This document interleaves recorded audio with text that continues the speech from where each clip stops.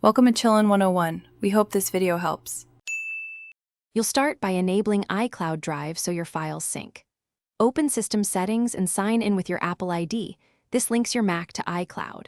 Once signed in, turn on iCloud Drive and choose whether to enable desktop and document syncing. This saves time and centralizes files. Make sure Optimize Mac Storage is off if you want all files kept locally versus in the cloud. Once done, you'll see an iCloud Drive folder in Finder. That folder is where you'll add items to sync immediately. Next, organize and upload content so everything is accessible across devices. Open Finder and drag files or folders directly into iCloud Drive, or move desktop and documents items if you enabled them.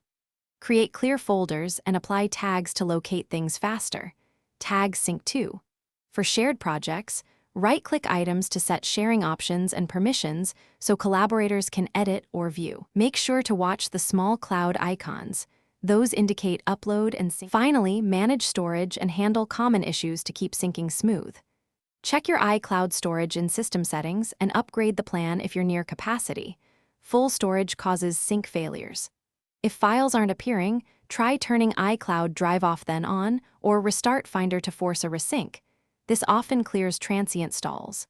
If you see file conflicts, choose Keep Both to preserve data, then reconcile versions. One practical troubleshooting tip: sign out and back into your Apple ID only after a clean local backup to avoid accidental deletions.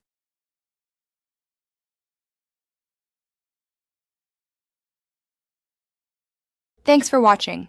Consider subscribing if we helped you.